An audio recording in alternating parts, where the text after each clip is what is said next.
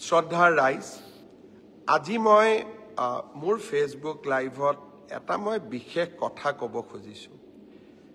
কাৰোবাৰ লগত হয়তো মোৰ বক্তব্য নিমিলিবও পাৰে, কিন্তু ৰাজনীতিত থকা দিনাখনৰ পৰাই মই মোৰ মনৰ কথা স্পষ্টভাৱে ৰাইজক কোৱা বা ৰাইজক মই যি ভাবোঁ তাক স্পষ্টভাৱে প্ৰকাশ কৰাৰ এটা মই সংকল্প লৈছিলোঁ। আৰু প্ৰতিকূল পৰিৱেশৰ মাজতো মই স্পষ্টভাৱে কথা কোৱাৰ সদায় চেষ্টা কৰি আহিছোঁ। শ্ৰদ্ধাৰ ৰাইজ, বৰপেটাৰ আতচবাজী উদ্যোগ অসমৰ থলুৱা উদ্যোগ। দীপাৱলীৰ দিনটোলৈকে বৰপেটাৰ আতচবাজীৰ কাৰিকৰসকলে অপেক্ষা কৰে। দীপাৱলী আহিব, মানুহে আমাৰ আতচবাজী কিনিব, আতচবাজী আমি বিক্ৰী কৰিম আৰু সেয়েৰে আমি পৰিয়ালটো চলাম বছৰটো। বহুত সপোন লৈ তেওঁলোকে আতচবাজী নিৰ্মাণ কৰে, বহুত সপোন লৈ তেওঁলোকে এই থলুৱা শিল্পটোক বচাই ৰাখিছে। এইকেইদিন কোনোবাই কৈ আছে দীপাৱলীত বোমা ফুটাব নালাগে। বৰপেটাৰ আতচবাজী শিল্পীসকলে কেনেকৈ ঘৰখন গোটেই বছৰটো চলাব? তেওঁলোকৰ কাৰণে চিন্তা কৰাৰ দায়িত্ব আমাৰ নাই জানো? অসমত ফাটুৱা জাৰি কৰাৰ যিটো এক প্ৰৱণতা এছাম সংগঠনে গঢ়ি তুলিছে, তেনেকে ৰাজ্যখন চলিব নোৱাৰে।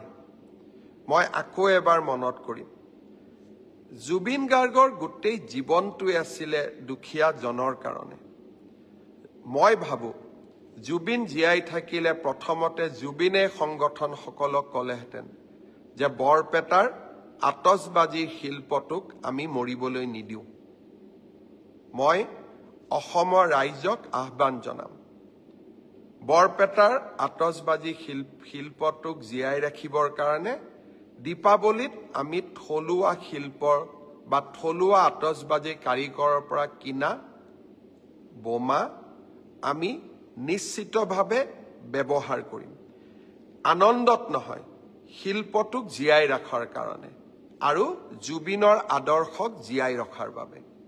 কোনোবাই মোক বেয়া পাব পাৰে, আৰু যিসকল সংগঠনে টেলিভিছনৰ পৰ্দাত উলিয়াই যিকোনো এটা ফটোৱা জাৰি কৰি দিয়ে, তাক আমি অন্তত আমাৰ চৰকাৰ থকালৈকে আমি তেনেকে চলিব দিব নোৱাৰোঁ।